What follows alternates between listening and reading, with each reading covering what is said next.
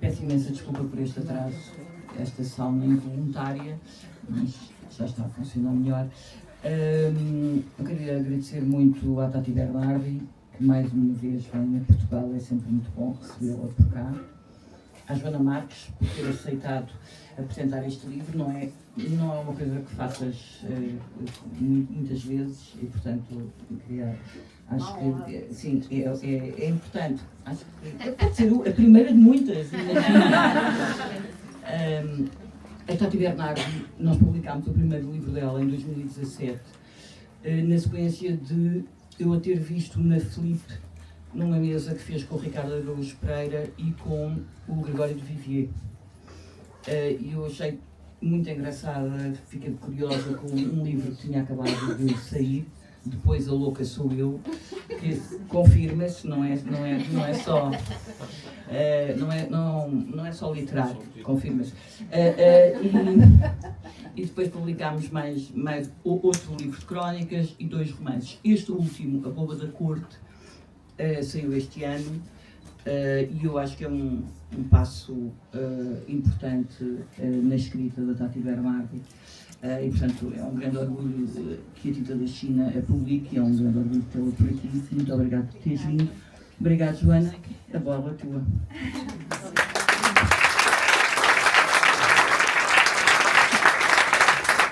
Olá a todos. Isto está ligado? Não. Bem, começa bem. Percebem agora porque é que eu nunca venho apresentar livros.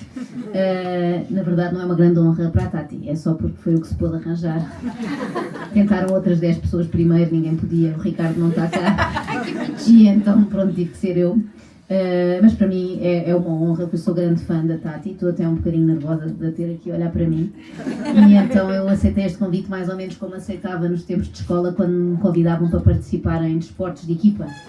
Eu tentava só não atrapalhar muito, não é? Queria aceitar, queria participar, mas queria sobretudo não estorvar, não é? Não me pôr em frente à pessoa que sabia efetivamente jogar, que neste caso é a Tati Bernardi. Portanto, eu prometo ser breve, que é normalmente o que as pessoas dizem antes de um discurso de 2 horas, mas não vai acontecer, eu prometo que vou ser mesmo breve, até porque daqui a nada é hora de jantar, não é? Nós sabemos que isso para nós é sagrado, não é? Eu hoje venho outra vez tentar aprender qualquer coisa com a Tati Bernardi e digo outra vez porque eu sinto que já vou aprendendo, não é? Nos livros todos que li, agradeço à Tinta da China que os tenha trazido para Portugal e nos podcasts todos que ouço. Eu acho que é a pessoa com mais podcasts no mundo. Às vezes sinto que é um trabalho a tempo inteiro conseguir acompanhar a Tati Bernardi, porque todos os dias sai um conteúdo novo, mais as crónicas na Folha de São Paulo, e invejo também essa capacidade de produção. Tenho que descobrir qual é o segredo. Mas eu acho que o que a Tati provoca em mim e provavelmente em muitas das pessoas que estão aqui hoje é esta sensação de familiaridade, não é? Como se já a conhecêssemos, porque quando lemos muito e ouvimos muito, e sobretudo quando é uma pessoa que revela coisas muito íntimas que a maioria de nós teria vergonha de revelar a um amigo próximo até, cria-se esta proximidade mesmo vivendo a Tati do outro lado do oceano. Eu sinto que a conheço melhor do que algumas pessoas que estão comigo todos os dias. Eu vou aqui elogiar muito este livro, A Boba da Corte, mas eu quero esclarecer que eu efetivamente o li. E porquê é que eu estou a fazer este esclarecimento? É que a Tati confessa que quando quis entrar na bolha intelectual brasileira, dava festas e elogiava muito os convidados, dizendo coisas como: fiquei abismada com o seu talento no último livro, apesar de só ter lido 15 páginas desses livros que ela elogiava. Eu não só li mais, li as 100 páginas, e agradeço que tenham sido só 100, porque já é raro ver livros assim curtos de 100 páginas que dê para uma pessoa que acorda às 5 da manhã e que se deita à meia-noite conseguir ler. Portanto, aqui ninguém tem desculpa para não ler. Se eu conseguir, qualquer pessoa consegue. E eu não só li tudo, como não fiquei abismada com o talento, mas só porque já conhecia, não é? Não foi surpreendente para mim. Foi mais um livro ótimo da Tati. A Tati conta várias vezes que o psiquiatra lhe disse que bom que escreve livros porque senão acabaria presa, não é? Provavelmente. Fico muito contente que não esteja presa, mas ao mesmo tempo acredito, senão não podia estar aqui hoje, não é? Íamos ficar à espera e nem chegava a aparecer. Mas acredito que se fosse presidiária não deixaria de ser, se conseguir imaginar. Pode vir a acontecer, mas acredito que mesmo assim não devemos preocupar-nos, a Tati talvez um pouco porque é chato, mas tenho a certeza que ela continuaria a escrever, porque isto é mais forte do que ela, não é uma coisa planeada, é uma coisa que tem de fazer, quase para sobreviver. A Tati sempre há de escrever, Para já era estranho alguém me vir pedir para descrever, não é um exercício, uma pessoa não vai na rua e pergunta se tivesse que descrever em poucas palavras como faria. Mas se eu tivesse que o fazer, eu acho que utilizaria 2 palavras. Primeiro, corajosa, porque eu acho que é preciso coragem para se expor da maneira que se expõe, mesmo sabendo que pode trocar os nomes daquelas pessoas que participaram naquela história, mas tenho a certeza que as pessoas, quando lerem, sabem exatamente quem são. Eu acho que esse arrojo, não é? Esse atrevimento de narrar a própria vida assim, sem grandes floreados, de uma maneira um bocadinho crua, sem paninhos quentes, é uma expressão que temos em Portugal, não sei se tem no Brasil também, sabendo que os visados depois terão acesso àquilo, eu acho que é preciso muita coragem para o fazer. E diria também que a Tati é sem vergonha, mas no bom sentido. Normalmente usamos esta expressão como uma coisa má, não é? Uma pessoa desavergonhada, associamos isto a uma coisa má, mas talvez porque andamos a associar erradamente a vergonha a uma coisa boa, não é? Como se ter vergonha fosse uma qualidade, não é? A vergonha, se pensarmos que é assim, um sentimento de desconforto, mal-estar, causado por qualquer coisa que põe em causa a modéstia, a timidez ou determinados padrões morais. Não sei porque é que estamos a valorizar tanta vergonha e admiro muito a Tati por não a valorizar assim tanto e invejo até um pouco isso, porque eu sou uma pessoa que tem bastante vergonha. Agora, como a Tati se está borrifando para isso, consegue escrever estes livros incríveis sem a preocupação de encaixar no que é suposto, no que é esperado dela e sobretudo com um interesse que eu também partilho, que é o interesse pelos códigos, neste caso pelos códigos sociais, que tem um lado fascinante. E que às vezes nós, quando estamos imersos na nossa bolha, não nos apercebemos deles, não é? E temos que ir para outro sítio e às vezes pode não ser um sítio muito distante, não é? Pode ser do outro lado da rua, pode ser no bairro do lado. Percebemos que as coisas são diferentes e se conseguimos estar neste lugar de observação podem tornar-se muito divertidas, porque este livro é também isso, muito divertido.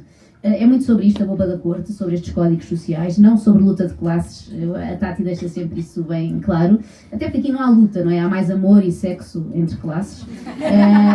E não querendo chamar alpinista social à Tati, porque é um termo associado a quem faz assim essa ascensão, talvez de uma forma não muito meritória e recorrendo assim a expedientes menos dignos. Eu vi este livro como um relato na primeira pessoa de alguém que sobe uma montanha, não é? Assim, uma espécie de montanha, mas não é aquela narrativa heroica, não é? Da superação, da resiliência para chegar ao topo. Pelo contrário, diz-nos que talvez o topo não seja como nós imaginamos. O topo pode não ser nada de especial, pode estar a ser muito sobrevalorizado. Podemos chegar lá acima e desiludir-nos um bocado com a paisagem, não é? Um pouco como quem alugou uma mansão de férias no Airbnb, depois chega lá e aquilo não corresponde às fotografias. Não se trata aqui da trajetória da heroína, portanto, como a Tati diz, sentir-se até ridícula, provavelmente se o fizesse, não é? Uma mulher branca, filha única, classe média, cabelo pintado de loiro, que nunca passou dificuldades. Se quisesse tornar isto numa jornada épica e inspiradora, talvez caísse no ridículo e também em plágio, porque nós cá já temos a Cristina Ferreira. Eu depois explico melhor à Tati quem é, qual é a história, mas é muito parecida. Mas esta vontade de ascender socialmente é mais uma daquelas coisas que é muitíssimo raro vermos alguém assumir, não é? As pessoas normalmente não assumem isto, nós até podemos saber e perceber, mas a própria pessoa dizer sim, eu tinha este sonho de ascender é muito raro. E a Tati assume isto com a vontade desarmante. Eu acho isto fascinante, o mesmo à vontade com que fala de dinheiro e assume que gosta efetivamente de receber dinheiro pelo trabalho que faz. Muita gente não é capaz de fazer isso, sobretudo na área das artes, não é? Tem que ser a arte pela arte, uma coisa assim muito pura, muito despojada. E como ouvi a Tati uma vez dizer, depois são esses amigos que nós temos que lhes pagar o almoço porque eles não têm dinheiro nem sequer para almoçar num restaurante mais barato. A Tati debocha da elite, mas debocha sempre em primeiro lugar dela própria. Eu acho que esse exercício é sempre muito interessante de acompanhar e muito difícil de fazer.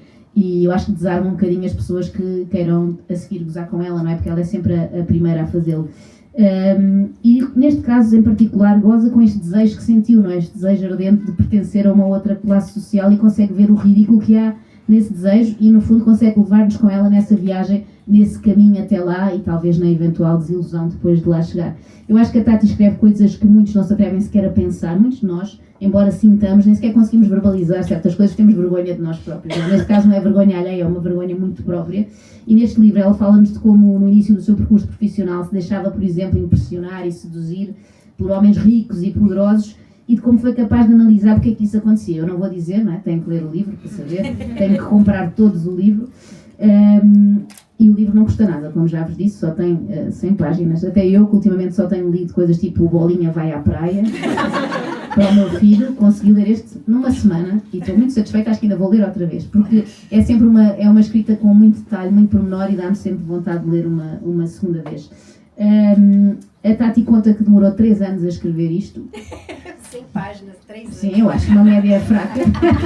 Sobretudo para uma pessoa que escreve tanto, não é? Todas as semanas escreve imenso e eu acho que é por isso também que isto lhe parece uma coisa muito demorada. Mas eu não acho assim tão demorado se pensarmos que nesses 3 anos conseguiu resumir uns 20 e tal anos da sua vida, não é? Portanto, eu acho que foi um poder de síntese invejável também. Eu invejo, que eu não tenho. Talvez tenha sido o percurso na publicidade que lhe deu esta capacidade de em 100 páginas contar 20 anos de vida. Eu não vou contar o fim do livro, não é? Até porque as histórias contadas pela Tati, na verdade, nunca acabam, não é? Isto é uma pausa e depois continua porque estamos a assistir também à vida dela ou à parte da vida que entendeu partilhar connosco. E eu sinto que a Tati não só consegue escutar muito bem as vozes que vão na sua cabeça, como as vozes que estão também na cabeça dos outros. É quase como se fosse médium, de certa maneira. E a certa altura conta, aqui nesta história que nos relata, que o namorado lhe disse, ou seja, não lhe disse, mas ela ouviu, ele não precisou dizer, ele não verbalizou a seguinte inquietação: será ela uma de nós? E tinha a ver de facto com pertencer ou não àquela classe. E isso lembrou-me uma expressão que nós temos em Portugal, não sei se a maioria das pessoas que aqui estão está a par ou não. Eu percebo que também acontece numa bolha muito específica, numa bolha onde eu tive o azar de viver durante muito tempo, e que era a expressão PCN, que são pessoas como nós. Eu lembro de ter uma amiga na escola que sempre que apresentava um namorado à mãe, a única preocupação que ela tinha, ela só queria saber se ele era PCN. Depois, dependendo dos bairros, no Restelo era PCN, talvez em Cascais, na Lapa também havia o GCN, gente como nós. Pequenas variantes, mas a ideia é a mesma. Ele tem que pertencer aqui e é a única coisa que interessa. Não interessa se é ruivo, se é moreno, se é alto, se é baixo, se vai tratar bem, mal. Não, o que interessa é que ele se adeque facilmente aqui ao nosso meio social para não causar nenhuma entropia, não é? E para ser mais fácil para todos. Não é triste, é como se uma filha chegasse a casa com um namorado estrangeiro que fala uma língua que ninguém entende. Pode andar com ele na mesma e ser feliz, mas vai dar muito trabalho, vai ser preciso muita tradução, vai haver muitos incómodos, muitos mal-entendidos, e eu acho que nós fugimos muito dessa mistura. Eu, por acidente, não fugi, não é? Casei com um homem de Chelas. É um bairro social, Tati, mas dei por mim também a observar esses códigos, e códigos que muitas vezes nem sabíamos que existiam, não é? Ou seja, não pensamos nisso. Para nós, durante muitos anos da nossa vida, enquanto vivemos com os nossos pais, a vida é aquilo, não é? Não há ninguém que seja de outra maneira. Quando cheguei à casa do meu marido, na altura namorado, e percebi que eles jantavam todos calados enquanto viam televisão, eu achei estranhíssimo. Na minha casa nem sequer havia televisão ao pé da mesa de jantar. Quando eu percebi que eles viam uns aos outros de pijama, também achei muito esquisito. Eu nunca vi os meus pais de pijama na vida, nem sei se têm, não sei se usam. Espero que sim. A família dele fala muito alto, a minha fala muito baixo. Há estas diferenças e isto fez-me pensar que às vezes, se calhar, o que impede mais que uma pessoa se sinta em casa, seja na sua classe de origem, seja na outra, é o facto de ter esta tendência a ver as coisas através desta lente do humor, porque acho que nos coloca sempre de fora de tudo, ou seja, sempre num lugar de observador, não é? De pessoa que está do lado, está à margem a ver e a fazer comentários. E isso acontece tanto na casa dele, como na minha, como em todas as outras situações em que dou por mim a analisar mais do que a participar, não é? A ver como se fosse BBC Vida Selvagem, ver como as pessoas se comportam dos dois lados da barricada, não é? Se pensarmos nisto como a tal luta de classes, tanto de um lado como do outro, porque também do lado em que eu vivi todos estes anos há códigos muito patéticos e há uma ideia das pessoas quererem que não basta ser da elite, é preciso que toda a gente esteja a ver a todo momento que nós somos, é preciso ter apelidos com 2 consoantes seguidas. É preciso tratar os filhos por você como se não os conhecêssemos bem ou como se eles fossem brasileiros, não é? E portanto, há sempre uma vontade de dar só um beijinho, mesmo sabendo que a outra pessoa vai ficar pendurada. Mas as pessoas não fazem esforço para mudar isto porque querem que se note. Eu acho isto muito interessante do ponto de vista do observador. Não acho tão interessante quando fico pendurada à espera do segundo beijinho. Como escreve a Tati, em resposta a mais uma pergunta absurda que o namorado não fez, mas que ela adivinhou, ele pensou o que falta para ser artista e ela diz que falta maldade, ódio, raiva, desespero e falta sobretudo enxergar com crueza as pessoas em vez de sentir aquele ímpeto de massajá-las, que era de facto um ímpeto que eu também nunca senti. Falta ter vontade de voltar para casa antes da festa acabar, eu adorei isto. Diz a Tati, porque um artista precisa digerir as pessoas, caçar os seus defeitos e maneirismos e jamais se misturar com elas. Então eu acho que é isto que acontece e ainda bem que no caso da Tati acontece porque ela não só observa como depois consegue contar-nos. A Tati descreve este sonho de chegar à elite e a decepção que sentiu depois de lá ter chegado e fez-me lembrar uma história que também já contou várias vezes de quando organizou uma suruba e na hora H decidiu que afinal não lhe interessava participar. E eu acho que aqui aconteceu uma coisa parecida, não é? Sonhou tanto com aquele momento de pertencer, estar ali no meio da elite intelectual e depois afinal pensei melhor e não me apetece. Eu acho que o problema é que a imaginação da Tati é tão fértil e leva a sítios de tal forma incríveis, depois faz com que a realidade saiba sempre a pouco, não é? Quando comparada com aquilo que ela imaginou. Este livro, e vou terminar porque eu prometi que ia ser breve e já não está a ser, este livro prova, sem querer provar, mas prova que o elevador social existe de facto, embora muitas vezes seja mais difícil de apanhar que o elevador do Corte Inglês, mas prova sobretudo que é possível ter boas conversas dentro do elevador, que era uma coisa que nunca tinha acontecido. A Tati leva-nos nesta subida com ela, faz-nos ver a vista lá de cima do prédio, não vou contar como é, acredito que muitos de vocês já tenham lido, e dá-nos a ideia no final do livro, que não vou revelar, mas que talvez vá descer, não é? Vai descer um bocadinho do prédio, mas pelas escadas, não é? Que é para ir devagar e conseguir estar atenta a todos os pormenores. Eu sei que a Tati tentou que o seu analista lesse este livro, eu acho uma ótima ideia, até porque se poupa tempo e dinheiro, não é? Sei que ele não quis e acho que ele fez muito mal porque ele não sabe o que perde. Obrigada.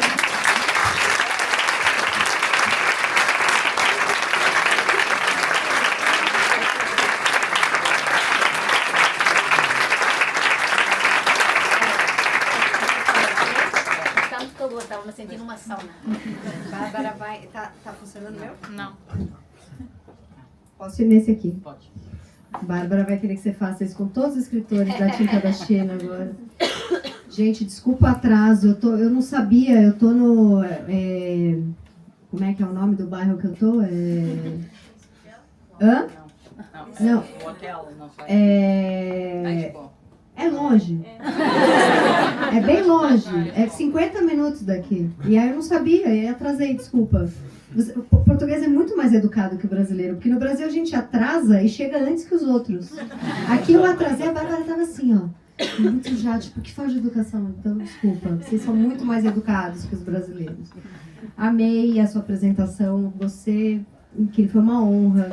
Foi o melhor resumo do meu livro até agora. Acho que o Brasil não entendeu tão bem o meu livro, ou entendeu tão bem que doeu. Então teve lá uns críticos que falaram que ela está querendo falar de ascensão social, mas ela nem fez os mestrados em sociologia. Mas para que os mestrados, se na verdade eu fiz, apesar de branca, como você falou, né? Eu nasci num bairro de São Paulo que é periferia em São Paulo. E aí quando eu mudo para um bairro que é mais elite intelectual, né? Eu nasci na Zona Leste, no Tatuapé, e aí mudo depois para a Zona Oeste. Primeiro vou morar em Perdizes, depois em Higienópolis. E eu percebia, eu tinha muito medo, por isso que eu demorei 3 anos para lançar esse livro, porque eu imaginava mulheres pretas e periféricas lendo esse livro e falando, qual que é a questão, né? Que você vai querer comparar a sua história, não tem como comparar. Então, é um livro, primeiro, para tirar sarro de mim, porque eu chego querendo pertencer muito a essa elite intelectual, aos escritores, aos jornalistas, tal, né? Então, primeiro, tira muito sarro de mim. Mas é, sobretudo, um livro sobre códigos, que é isso que você falou no começo, né? Que são completamente diferentes, e é uma maluquice, assim. Então, por exemplo, esse livro, ele é um pouco inspirado, apesar de eu tive um último relacionamento, um último namoro. Agora meu namorado tá aqui, é ótimo, Deus abençoe. É elite também, mas é do bem. O anterior era elite, era do bem também, mas como acabou, a gente pode falar mal. E ele era muito esse tipo, eu imagino que isso exista em todos os lugares, mas São Paulo é um clássico, que é aquele cara que é assim, ele é filho de, ele é neto de, ele é sobrinho de, ele é bisneto de, mas ele mesmo não sabe quem ele é. Sabe, ele vem com todos os pronomes, né? Então, assim, o médico mais famoso do Brasil é o tio dele, um dos escritores mais reconhecidos do Brasil é o pai, a mãe era uma cozinheira famosa, a família inteira tinha nome, né? E aí, agora eu olhei, me deu um medo de ter alguém conhecido. Mas sou protegida, outro país. E ele tinha essa angústia, só que era muito engraçado, porque isso é um clássico da elite intelectual no Brasil, que a pessoa, eu angustiei, eu por ter nascido pobre, a angústia do quem será que eu sou aconteceu comigo aos 18. A angústia da elite intelectual em São Paulo acontece lá para os 50. Quem será que eu sou? E a pessoa já tem 50, né? Então, eu ficava muito chocada quando eu mudei para esses bairros e comecei a frequentar esses núcleos. Eu via pessoas da minha idade que ainda estavam, será que eu sou um escritor? Acho que preciso tirar um ano sabático. E eu pensava, gente, mas ano sabático com 45 anos de idade, né? Sei lá, mesmo com 18 anos sabático é para quem é herdeiro de avô, que deixou um dinheiro, né? Eu tive que fazer meu ano sabático enquanto eu trabalhava. E então eu comecei a perceber esses códigos, né? Então tinha essa coisa de...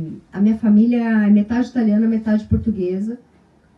E tanto os meus avós que vieram de Portugal quanto os meus avós que vieram da Itália eram bem pobres, né? Então foram para o Brasil para trabalhar como pedreiro, empregada doméstica e tal. Então é uma família que fala muito alto, né? E esse meu ex-namorado, a gente brigava e eu achava que ele não estava brigando, porque ele brigava assim. Aí eu passei um ano falando pra ele, você tem que tirar essa raiva de dentro de você, põe essa raiva pra fora, e ele fazendo doenças autoimunes, porque, né, acho que é importante, assim, pôr pra fora, dar uns gritos, né, e ele cheio das doenças autoimunes. Aí uma vez a gente foi pra uma pousada, e daqui a pouco eu tô isso já com 1 ano e meio de namoro, e ele sempre brigando assim, tipo...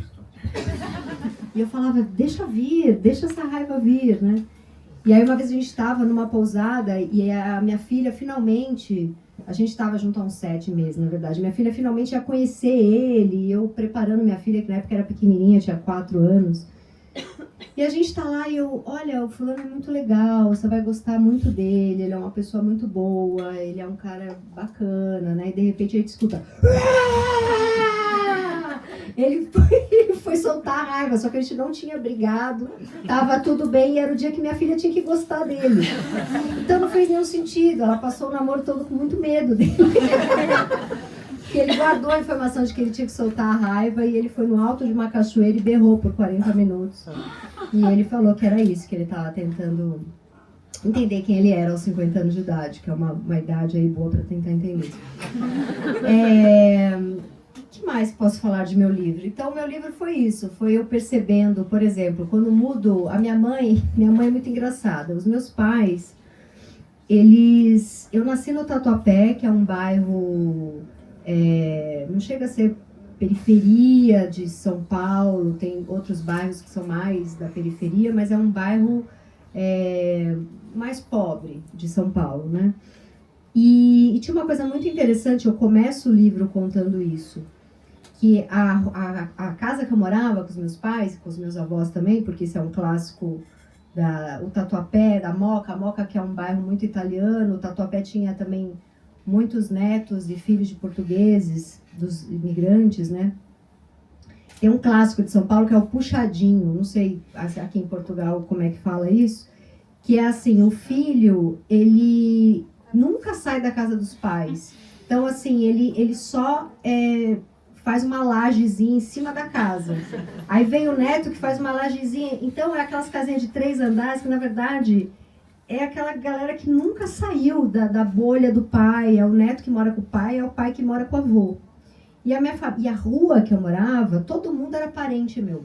Todo mundo era primo, era tio, era avô, todo mundo na rua era. E a casa que eu morava com os meus pais, ela era um pouquinho melhor. Ela era um pouquinho mais... Então eu achava que eu era muito milionária. Só que era muito louco, porque a moça que limpava a nossa casa, ela era minha vizinha. E ela era muito pobre, só que ela era vizinha de parede. Então a moça que cuidou de mim na infância, que de fato a gente... Eu, meus pais, nós éramos os que tinham mais dinheiro naquela rua. Então a gente podia, por exemplo, ter uma moça que nos ajudava em casa, cozinhando, limpando. Só que ela era vizinha de parede. E os meus pais me criaram dizendo assim pra mim, você vai ser a primeira da família que vai arrumar os dentes, vejam, belíssimos dentes, eu arrumei desde pequena. Você vai ser a primeira que vai estudar inglês, que vai fazer faculdade. Meus pais não fizeram colegial, né? Não terminaram o ginásio. E você vai ser a primeira que vai fazer tudo isso. E eu sentia que era uma aposta de que era assim, apesar deles me amarem muito, eu era uma loteria também, assim, porque isso vai voltar pra gente em forma de, ela vai sustentar, a gente vai apostar tudo nela e depois ela vai... É muito difícil falar com um livro escrito Hitler bem puxado para mim. Mas vai dar tudo certo. E você falou que meu livro é fininho. Eu vi, entrando aqui, não, foi numa outra livraria que eu fui hoje de manhã, eu vi um livro com um título que eu fiquei louca para comprar, que era assim... se eu pudesse, eu tinha ficado louco. Que é a biografia de um escritor português. Eu falei, gente, que título interessante. Se eu pudesse, eu tinha ficado louco. Aí eu fui ver o livro, era assim, ó. É gigantesco. Aí eu falei, ele ficou louco. O livro é desse. Eu falei, mas nunca. Daí, o meu é 100 páginas, porque é uma questão de generosidade. Respeito com a mulher que trabalha como você, né? Imagina. Porque se eu pudesse, eu tinha ficado louca também. Mas não vou fazer isso com 6.000 páginas. Mas aí, voltando, aí tinha essa aposta de que eu tinha que vingar, de que eu tinha que dar certo, porque depois eu tinha que devolver essa grana para eles, né? E tinha uma coisa muito louca que, assim, eu não podia brincar com as crianças da minha rua. E isso era muito violento, porque os meus pais, eles diziam assim, você é para brincar com, você é para conviver com outro tipo, a gente está te criando para conviver com outro tipo de gente, sendo que eu era a pessoa que morava na mesma rua que aquelas com quem eu não podia conviver. Então isso era muito agressivo e eu não entendia. Depois fiz lá, eles se empenharam muito, estudei o inglês, o espanhol, fiz a faculdade, comecei a trabalhar, mudei de bairro. Quando eu mudo de bairro, e eu entendo que agora eu podia ter a minha turminha, né, porque eles me bancaram a vida toda para que eu alcançasse esse momento, né, eu chego nessa nova turminha e essa nova turminha pergunta para mim, onde você estudou? E eu falo, estudei no Belenzinho. Eles fazem assim, né? Mas onde você morava? Eu morava perto do metrô Carrão. Aí eu pensava, então quem é minha turma? Eu não podia brincar com aqueles da rua onde eu nasci. Depois, quando eu faço a ascensão, eu não estudei nas escolas que essas pessoas estudaram. Eu não estudei fora do país como todos eles. Eu não tenho o pai, o avô, o tio, o bisavô com os nomes da elite intelectual. Ao mesmo tempo, eu fiz uma faculdade particular, eu fiz uma escola particular, eu sou uma mulher branca, então era muito possível estar ali, mas tinham códigos que eu não conseguia entender. Então, por exemplo, tem uma história que ela é muito boba, assim, mas ela ilustra muito o que foi meu começo ali quando eu tinha 20 e poucos anos, que é quando eu mudo para esses bairros da elite intelectual em São Paulo, né? Eu fui numa lojinha muito Accessorize, tem Accessorize, né? Em São Paulo tinha uma Accessorize e aí estava vendendo era um negócio de pendurar brinco. Então era como se fosse uma fada, uma rainhazinha, assim, era um negócio todo de arame, era uma fada feita de arame, e que era um negócio que eu paguei R$5, que era para pendurar brinco, né? E deixei no meu quarto. E um dos primeiros namorados que eu tive da elite intelectual, quando chega na minha casa, pega isso e fala, de que artista que é? Isso daqui é belíssimo. Em qual viagem você comprou e de qual artista é? E eu falei, eu paguei R$5 na Accessorize.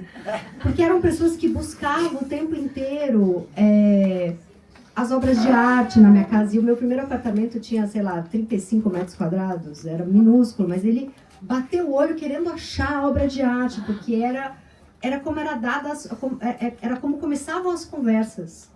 Né? Quais obras de arte você tem, né? Onde você estudou fora, né?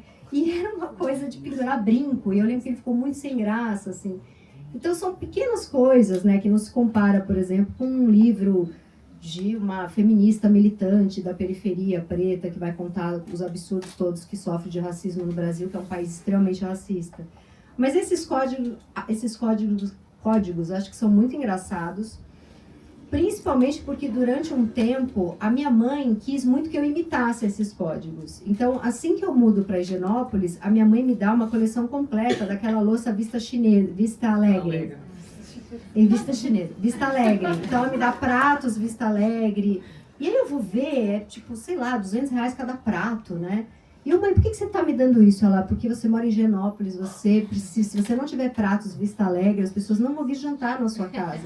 Minha mãe comprou aquela loucura toda, né? E isso tudo é muito ridículo. E aí, no primeiro jantar que eu dei na minha casa, uma amiga minha fez assim na jaqueta e pá, espatifou um prato Vista Alegre. E eu senti como se tivesse, sabe, machucando o coração da minha mãe, que tinha aquela esperança de pertencimento, né?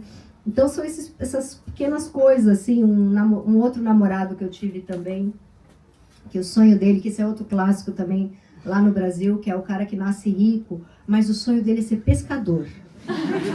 Sabe? Mas é porque tem tudo, não precisou. Então, assim, já nasce numa casa enorme, já viajou o mundo inteiro, né? Aí chega aos 30, tá numa angústia, porque o que ele queria mesmo era um bangalôzinho, Ilhabela.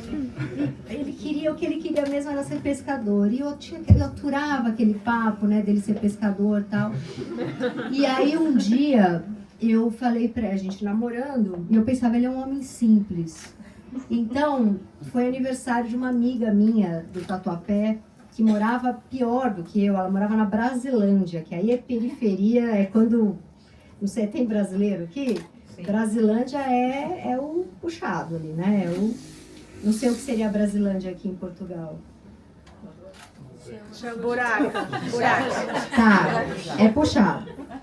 E aí, essa minha amiga era de Brasilândia, que era um negócio assim, você comprava o jornal, sei lá, tinha 15 pessoas assassinadas no dia, 14 tinham acontecido na Brasilândia. E eu falei pra ele, temos uma festa na Brasilândia. Aí ele, o que é Brasil? O que é Brasilândia? Eu falei, é um bairro de São Paulo, né? O cara queria ser pescador. Aí eu falei, vamos. Aí andando com o carro, não chegava. Uma hora ele começou, eu olhei, ele tava já assim, branco, da cor dessa folha, suando inteiro. E ele olhou pra mim e falou, eu só tenho 28 anos e eu vou morrer. E eu não vivi todas as coisas que eu queria viver. E você tá me trazendo pra um lugar em que eu vou morrer. E eu, não, vamos lá. Conta essa história no livro. Quando a gente chega lá, o pai dessa minha amiga, ele colecionava canarinhos, uns pássaros, ele tinha canários, milhares de canários na casa, e a casa tinha muito fedor de cocô de passarinho. E acho que ele colecionava de um jeito que nem podia. Se bobear, tinha ali uns papagaios, que é proibido ter, ele tinha muitas aves ali. E aí tava tendo um churrasco, e aí ele olhou pra mim e falou, não come, eu acho que é carne humana. E eu falava pra ele, mas você não quer ser pescador? Não, mas é pescador em Ilhabela, um pescador lá no resort que tem lá. E ele queria muito, e eu conto isso no livro, só que a hora que eu cheguei, a minha amiga ficou tão feliz de me ver, e ela tinha feito parte da minha infância, né? Eu não podia falar pra ela, eu tenho que ir embora, porque agora que eu moro em Higienópolis, eu só namoro escroto. E aí eu vou ter que ir embora, eu não posso mais conviver com os meus amigos de verdade, porque agora eu namoro esse tipo de gente, né? E eu não podia decepcionar ela, então eu só olhei pra ele e falei, se você ficar, essa é a parte de baixaria, pode ter a parte de baixaria? Eu falei, se você ficar, você vai ganhar, como é boquete em Portugal? Nós entendemos. Broche? Broche no Brasil é coisa que velho usa na roupa. E aí eu falei, se você ficar, você vai ganhar um cartão que te dá direito ao boquete a hora que você quiser durante 6 meses. É só você ligar e pedir. Eu tive que me prostituir pra poder ficar na festa na Brasilândia. Eu sei que esse homem, meia hora, tava sambando. Tava já perguntando onde comprava canarinho. Tava comendo carne humana. Então, assim, mesmo sendo da elite, mesmo sendo babaca, a gente convencia pelo sexo, né? Basicamente é isso. Deixa eu ver se eu lembro. E esse livro nasce de uma história que é só depois de muito tempo com o meu psicanalista eu fui entender que eu morava no Largo do Maranhão, na Zona Leste, né? E aí, 20 anos depois, 30 anos depois, eu mudo para uma rua em Higienópolis que chama Rua Maranhão. E eu só fui me ligar disso escrevendo o livro, né? E aí, escrevendo o livro não, dando um primeiro jantar nessa casa e chamando um monte de gente. E aí uma amiga minha, que é do Rio de Janeiro, estava em São Paulo para ir nesse meu jantar, entra no Uber e fala, Maranhão. E em vez dele colocar Rua Maranhão e Higienópolis, ele vai parar o Uber no Largo do Maranhão, no Tatuapé. E aí eu tô lá no jantar e ela manda uma mensagem para mim dizendo, eu acho que eu tô sendo sequestrada e eu vim parar num lugar de desova de corpos. Porque é um lugar muito feio. Só que também chama Maranhão. E ela manda uma foto de onde ela tá. E quando ela manda, é a rua em que eu morei. E aí eu penso, por que eu tô dando esse jantar pra esse bando de idiota que acha que, entendeu? É a rua da minha infância. É a rua onde eu cresci, onde eu fui amada, onde eu tive tudo. Era uma rua segura, era a rua da minha família inteira. E aí agora eu ando com essas pessoas que me mandam esse tipo de mensagem. E aí eu tive uma super crise de ansiedade no jantar. Tudo na rua. E aí eu mandei todo mundo embora meia-noite. Você tava nessa, Bárbara? As que você foi foram boas, né? Eu não expulsei ninguém. Não, eu li o livro. Não, porque a que você foi eu aguentei até o fim. Foi ótimo. Porque eu comecei a perceber que era um clássico. Eu dava festa. Eu queria pertencer a essas pessoas, só que eu não suportava elas. Então eu dava jantares e teve uma vez que eu simulei que tinha baixado polícia, mas eu que chamei. Eu falei, gente, a música tá alta e a música tava baixa. Não, mas baixou polícia, vocês vão ter que ir embora. E eu mesmo tinha chamado a polícia para expulsar. Então, hoje em dia, eu dou jantar para 10 pessoas que eu gosto. Parei de querer pertencer. Esse bando de arrombado, não sei como é que fala aqui em Portugal, quando a gente não gosta da pessoa. Mas o livro fez eu rir muito dessas minhas tentativas de pertencer. Porque até como escritora, se eu não conhecesse esses jornalistas, esses escritores, esses intelectuais, eu não tinha resenha. Eu não era lançada por nenhuma editora lá no Brasil. O primeiro editor que eu tive da Companhia das Letras entrou na minha casa e falou assim, poucos livros. Eu tinha, sei lá, essa estante aqui, né? Ele olhou e falou, não dá. É vergonha ter você na nossa editora. Poucos livros. Eu fiquei tão nervosa que eu mudei para um apartamento maior e fiz uma biblioteca. Eu não li nada daquilo que tá ali. Mas aí chamei ele com outro jantar. Ele... número ok de livros, já pode pertencer. Então tinha um pouco isso, e eu comprei um pouco esse jogo, e percebi que era muito ridículo, então é um livro que, antes de tudo, tira muito sarro de mim também. O que mais posso falar de minha grande obra, Bárbara? Eu acho que podias contar a história do jogo que o teu namorado, que tu querias muito que ele ganhasse. Do cozinho? Como é cozinho em Portugal? É igual a cozinho. Então, eu era essa pessoa do tatuapé criada. A minha avó portuguesa, ela falava 2 palavrões pra mim, que era vai morder a mãe na cona. E qual que era o outro que era maravilhoso? O meu avô italiano falava mi cago cazzo. Minha família era muito suburbana e era muito delicioso. Essa é a minha herança. Esse meu livro é sobre essa herança, de ter essa família muito verdadeira, muito real e suburbana. Porque isso rende literatura, né? Não é o cara milionário querendo ser pescador, porque esse não rende nem ele ser pescador e nem literatura. E a minha avó era muito boca suja, muito, maravilhosa. Então ela tinha esse vai morder a mãe na cona e tinha um outro que era o melhor de todos. Fala aí, um bem baixaria, assim, bem gostoso. Vai, me ajuda aí com palavras. Era... A mulher do Ricardo sempre me ajuda nessa hora. Ajuda aí, qual que é o mais... Podemos ligar para ela. Era o... Ninguém tem, só tem lixo intelectual aqui. Caralhos me fodam. E era pra mim, eu com 5 anos, vovó, caralhos me fodam. Então era muito maravilhoso isso. Essa era minha avó, entendeu? E aí... então, era linda. Dona Maria, maravilhosa, de Trás dos Montes, nasceu de Trás dos Montes. É assim que fala. E aí, eu começo a namorar um outro elite intelectual. Eu passei o rodo na elite intelectual, né? Pra render livro. É isso que a gente faz. E aí, como todo idiota paulistano, o que eles fazem? Eles velejam, eu não sei, aqui não sei como que... Eu não sei qual é o esporte do idiota mas no Brasil, eles esquiam quando eles vão para fora e eles velejam quando eles ficam no Brasil. Hã? Rugby. Golfe.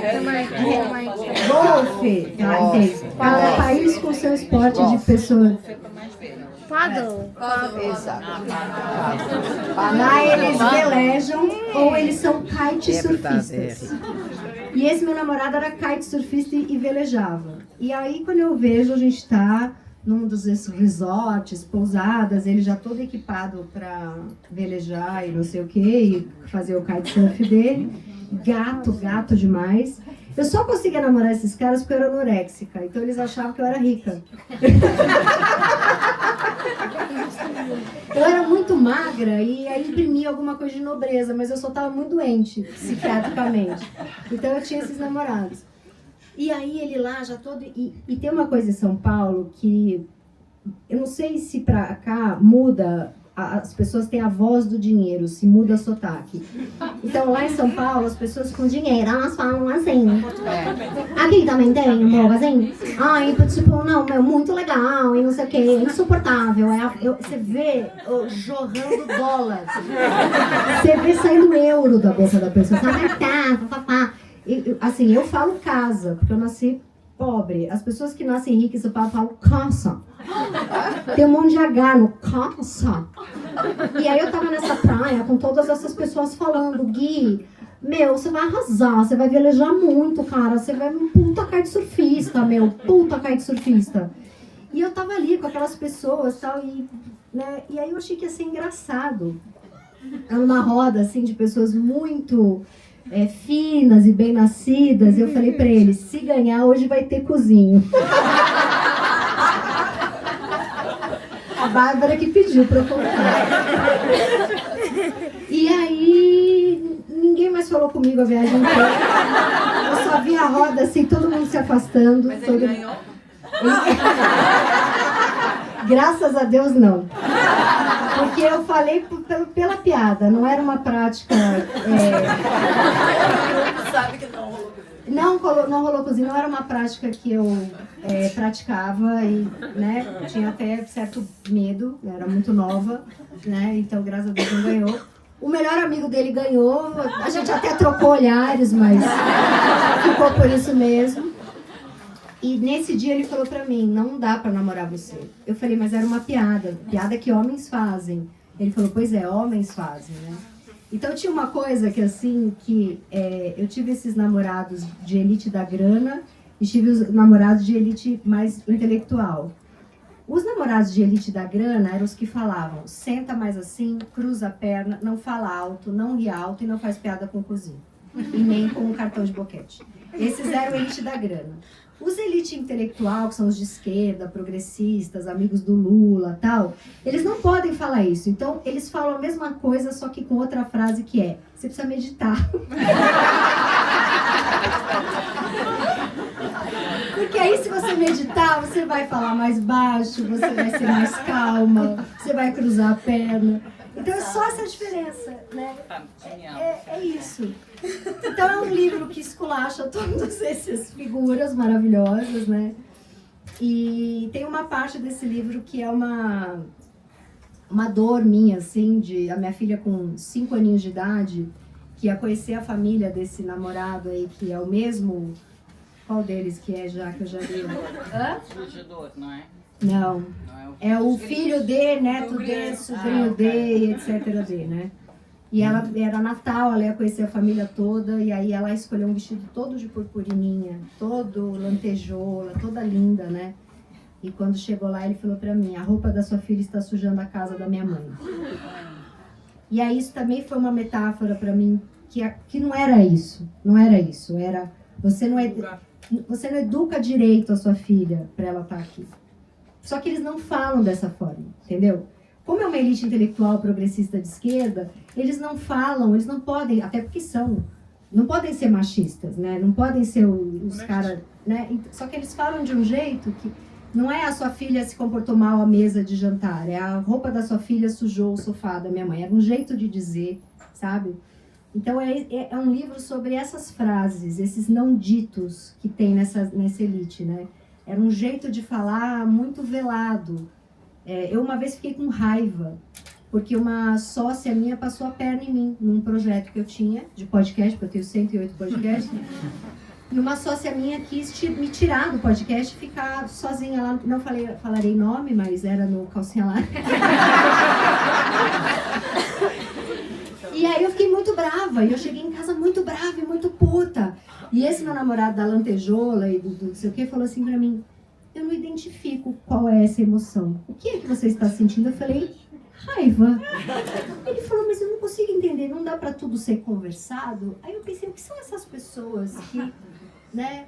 Ele falou: eu não identifico. Aí no dia seguinte ele foi almoçar com um primo, porque ele também era primo dele, ele era neto, sobrinho, aí primo dele. Aí ele foi almoçar com um primo dele e foi quando ele perguntou: qual é a dela? Que é uma pergunta tipo: ela é feita do que a gente é feito? Ela é uma de nós, né? Ela é do que é feito ali? Porque ela tem raiva, ela explode, ela tem uma coisa. E o que é isso? É a minha avó, eu com 5 anos falando: vai morder a mãe na cona, que é maravilhoso, e que eu aprendi a ter raiva, entendeu? Então, acho que mais histórias. É isso, né, Bárbara? Vais ter que assinar uns livros. Ah, então tá bom.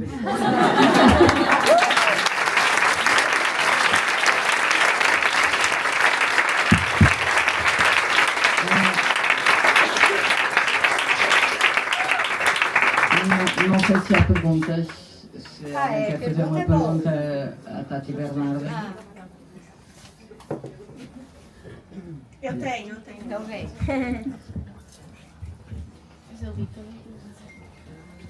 Tati, eu sou a Tati. Oi, Você Tati. sabe.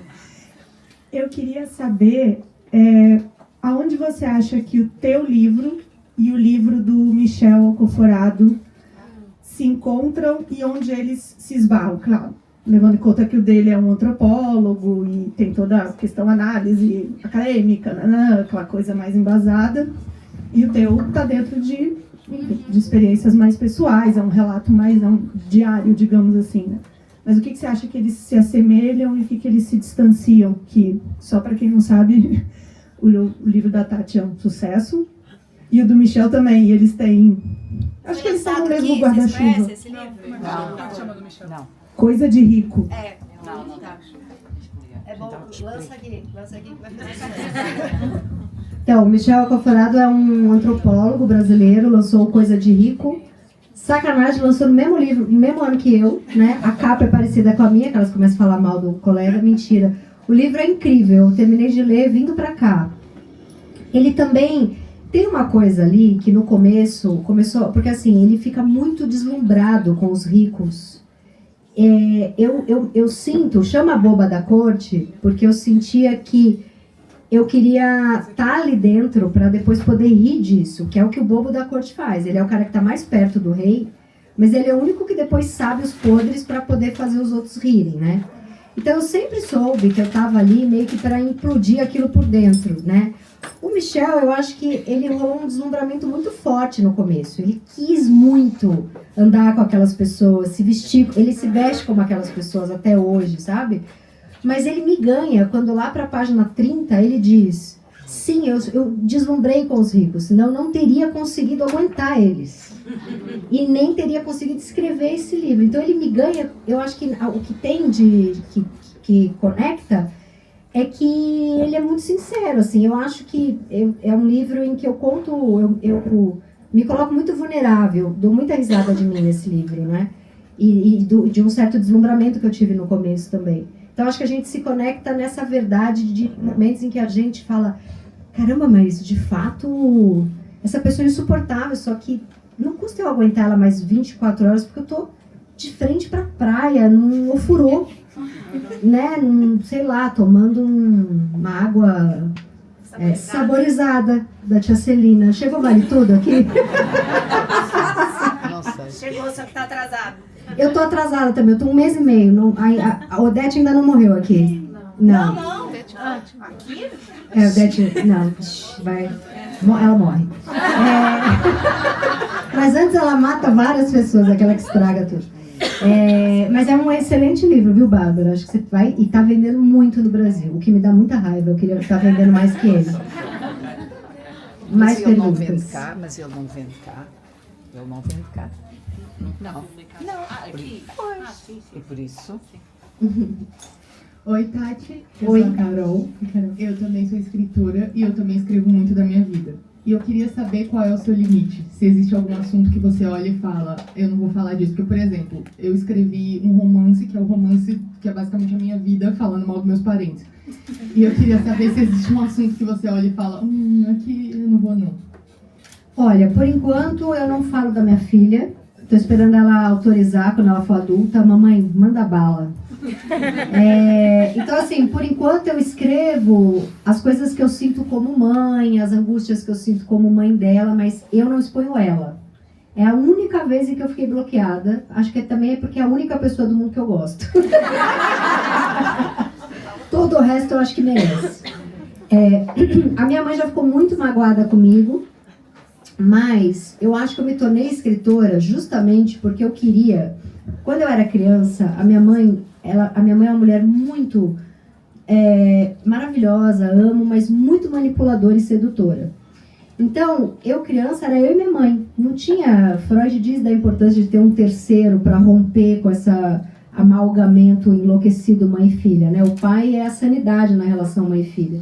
E meu pai não morava com a gente, era um personagem da nossa história muito enfraquecido diante dessa neurose estabelecida muito gigante entre mim e minha mãe. E assim, a minha mãe, ela me convencia sempre de que eu não tinha feito... Minha mãe era quase... como é que é o que a gente fala que os machistas fazem, que é o da luz?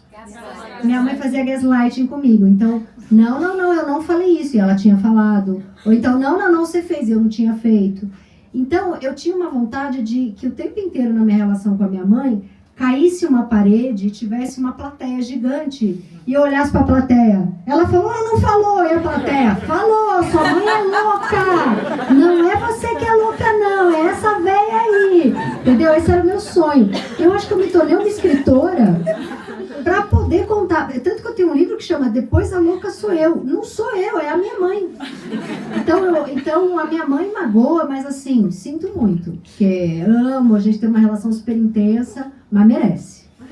Meu pai também merece. Então o limite tem dois limites. A minha filha e eu sofri já, como Joana também já sofreu, alguns processos. E aí, mas é maravilhoso, porque eu tenho um advogado que fala pra mim, o escritor ou o artista que retira uma fala, ele tá não só enterrando a carreira dele, como enterrando a arte no país. Então você não vai retirar nunca nada do que você disse, a gente vai sempre brigar e a gente sempre vai ganhar. Então todas as vezes...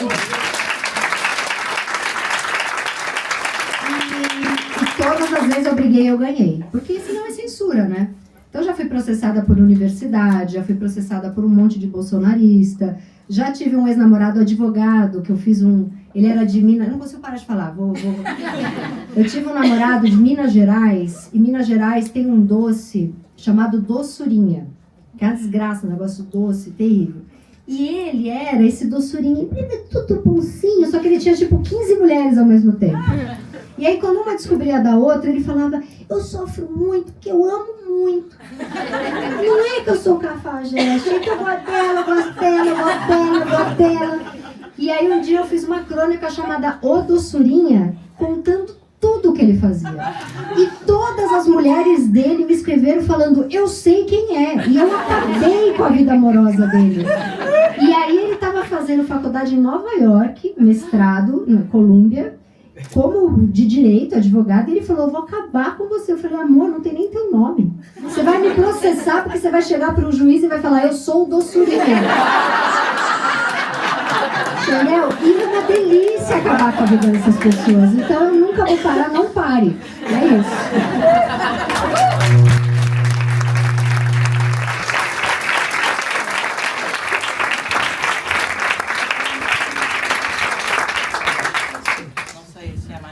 Mas tu tens que... Está ali outro.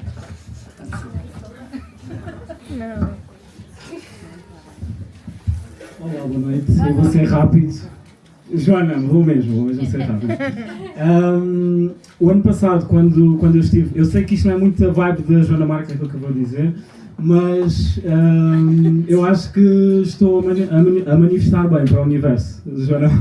Porque o ano passado, quando a Tati veio a Portugal, eu tinha feito um vision board, não sei, Joana, se sabes, colocar imagens, em que coloquei, eu não contei isto à Tati, tinha colocado em janeiro que queria conhecer, estava lá a imagem e depois ela veio cá, a Tati veio a Portugal, e ela tinha uma conversa antes com o Ricardo Araújo e eu pensei, não consigo ir, mas também, pronto, se fosse a Joana Marques é que eu ia, e agora passou um ano porque se há pessoa que me faz rir em Portugal é a Joana Marques e se há pessoa que me faz rir no Brasil é a Tati, então estarem aqui duas pessoas que eu admiro tanto, sinto mesmo privilegiado e sinto mesmo muito feliz porque, pronto, eu adoro as duas e acho que são mesmo uma inspiração e estar aqui a vê-las, pronto, estou mesmo contente e, pronto, eu gosto tanto de comédia como desenvolvimento pessoal, pronto, espero que isto não nos afaste,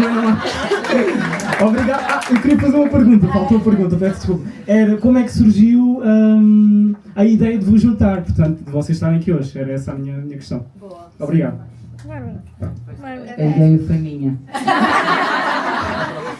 A ideia foi minha, mas eu já sabia, eu conheço bem a Tati, a Bernarda e a Joana, e eu sabia que ambas gostavam uma da outra, ou seja, que a Tati Bernardi segue o trabalho da Joana e a Joana também, portanto achei que ia dar match. É isso, e eu fui. E a gente se conheceu no jantar, se adorou, né? Se abraçou. Foi isso. Eu tenho uma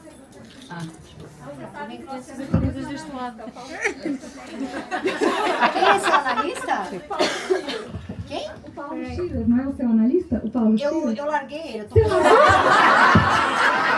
Eu continuo há 18 anos com ele. Ele não fala, eu fui pra onde falava. Eu fiquei curiosa, porque no começo você falou que ele não leu o seu livro. Não. E eu fiquei curiosa para saber por que ele não leu. Não, o meu é outro. Não, o Paulo Schiller foi meu analista. Eu conheci o Paulo Schiller entrevistando ele. Eu tenho um podcast que chama Meu Inconsciente Coletivo. E eu entrevistei ele. Eu tinha uma outra analista. E na entrevista que eu fiz, ele olhou no fundo do meu olho, e ele é um homem bonito, né? Eu já vi uma transferência nascendo ali. Ele olhou no fundo do meu olho e falou: se eu fosse teu analista, eu te tirava todos os remédios que você toma. Eu achei tão erótica essa frase. Eu imaginei assim, tira um Rivotril, tira um clonazepam, E eu falei, eu quero você. E aí na época eu tomava 6 remédios, ele tirou 4, eu fiquei com 2. Mas aí depois disso ele ficou mudo. E eu queria alguém que falasse. E aí agora eu tô com outro, então é outro que não leu. Mas o livro novo do Paulo Schiller, A Orelha é Minha. A gente ficou amigo. E ele é bom analista, só que ele é mudo, eu tenho aflição. A orelha é o texto da badana, no Brasil. Texto da badana, é a orelha. Aqui é badana. Como chama texto da? Não, é badana. A orelha é badana. Badana. Okay. Eu acho que vamos fechar isto, a não ser que para as pessoas poderem ir jantar, não é? Sim. Para a conversa.